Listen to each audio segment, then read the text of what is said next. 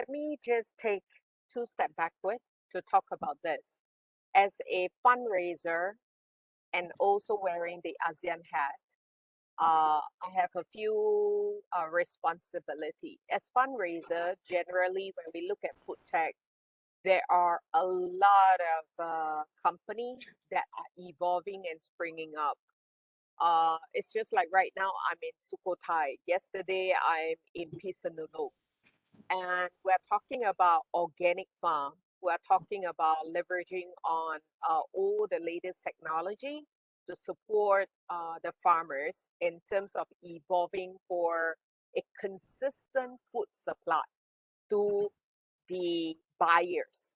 They have concern over consistency. So in terms of like, the different areas of food tech development, or food tech opportunities. In Thailand, in some of the other rest of ASEAN countries, crickets, or we call them the critters.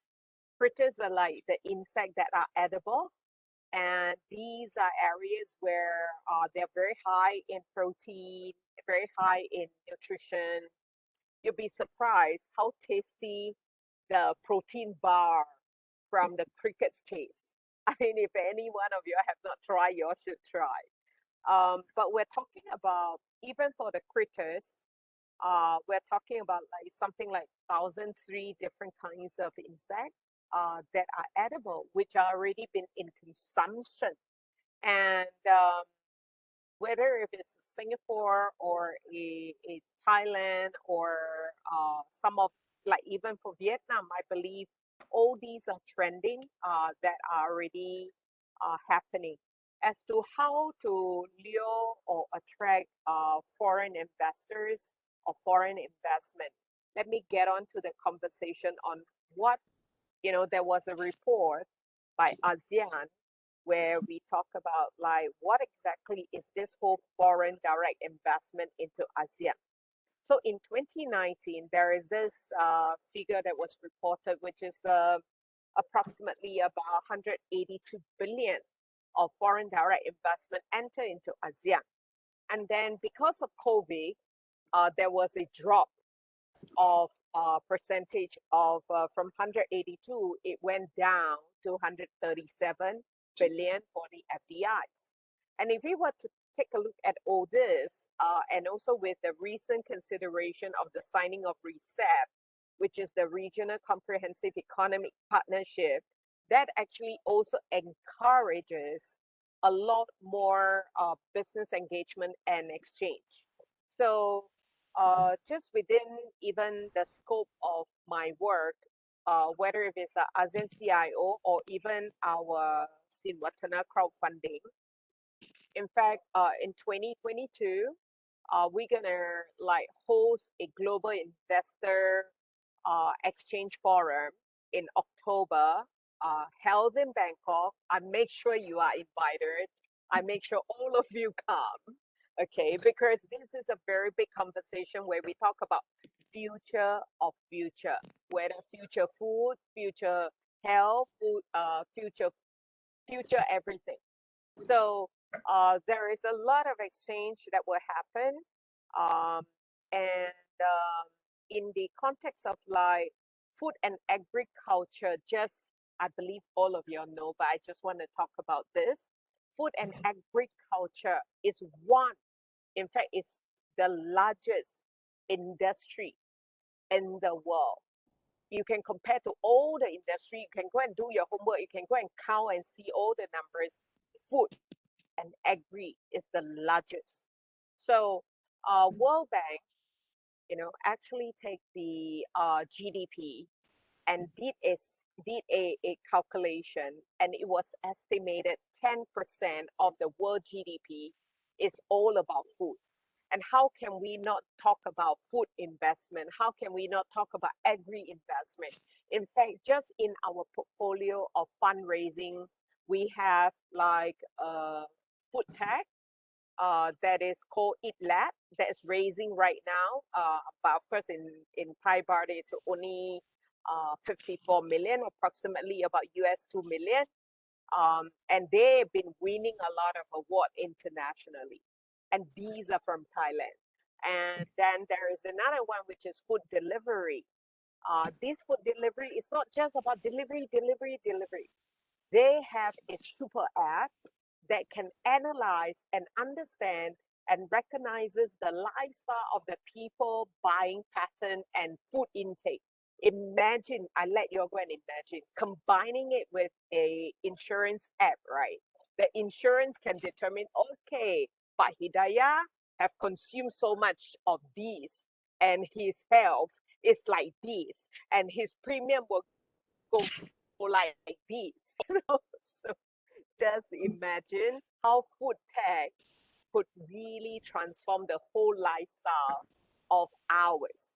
So if you talk about foreign direct investment, trust me, if the conversation is well positioned, the messaging is well delivered, people will come to the country where the country stands firm, tall, high in terms of quality rather than just quantity. It is not about cheap price, but today the population or the consumers demand quality, not just quantity. Everyone's talking about the advantage. Maybe I talk about the challenge Taiwan is agriculture facing. So the challenge we are facing include the regular extreme weather phenomena, and most farmers are smallholder farmers. Since you know Taiwan is really small, and they also face the lack of labor, marketing, and the logistic capability. But in the other hand, we also know that the consumer-oriented product domain U.S. and global agricultural imports and have grown faster than total agricultural product import. So some South Asian countries where Taiwan has strong commercial ties, like Indonesia, Philippines, Singapore, Thailand, Vietnam, etc., have become leading exporters to the United States and the globe. So including the commodities like food, frozen seafood, etc. So where the technology can really enable tracking and the traceability in multi-party supply network to ensure the safety, security, and reliability. So the supply chains will be transformed by high-tech solution in the coming year. So I think Taiwan, in this part, Taiwan can provide some good solution for you. And Taiwan-based players could potentially leverage extreme technology advantage and new tech-related investment in AI, IoT, blockchain, drone, and machine learning to disrupt and upgrade these ASEAN country supply network. So, for example, like take the production to the sample of smart take rice. So if we can make use of the big data, and before the seeds are planted, the sales are forecast, and so the sales can be advised in advance, and also the trade, the distribute can be forecast in advance. So during the agriculture cycle, the monitoring of nutrition, water, pest, crop storage, and all data can be managed with the help of technology. So it's just one of the examples. So that's something that I think that Taiwan can be good partner with ASEAN countries.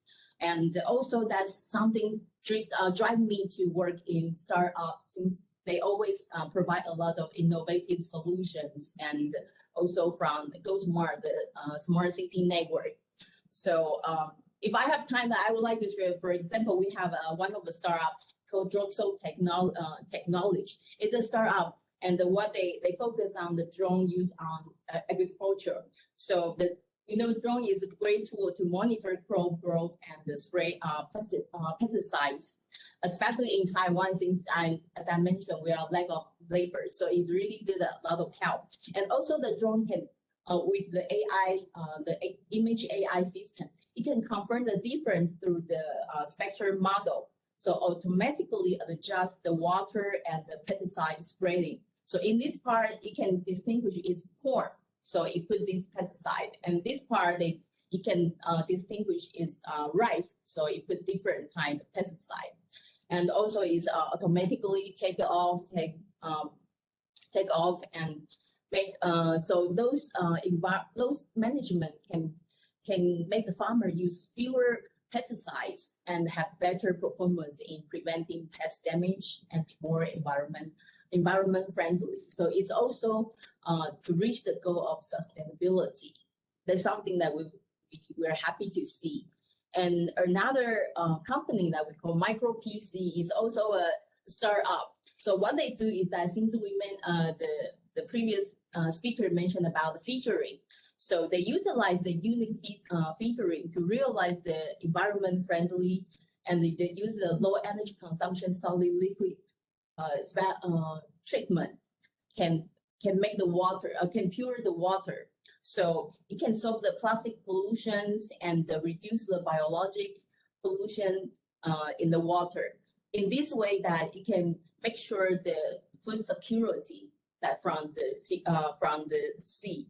So it's also that I think it's I just explain another topic about our FoodTech, since it's about the food safety. So I think a lot of solutions that we would like to share to everyone, and just don't forget, Taiwan can be a good solution provider and partners with you. Thank you. The advantage of Indonesia is actually the nature, that we have a very good weather all over Indonesia. But again, if we are talking about the food industry, the product is also can be used for herbs and traditional medicine. And spices, when you talk about spices, it's only Indonesia that has them all. Now, this is the richest from God that it's our advantage. Now, we always say that we just put corn in your garden and tomorrow you will have corn. But the challenge from agriculture is again the culture and the behavior. Sometimes because everything is so easy, we take it always easy for everything. And that's why it cannot be 100%. It cannot be excellent. You know? And luckily that the younger generation now is trying to do more on the IT industry, on putting the new technology, and also trying to stop the old culture. When they say if you become a farmer, you are the worst level in the society. You know, that was before, when I'm not doing my homework. My father will say, hey, if you are not learning well, then you become a petani, a farmer. So this is what the challenge to change. Like our internet, we have a few satellites up there, but internet in Indonesia is still a challenge.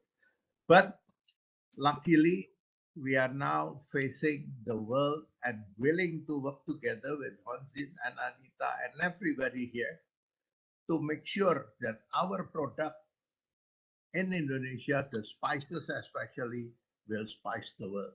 And the food industry will be sustainable and make us live longer, better living. Thank you.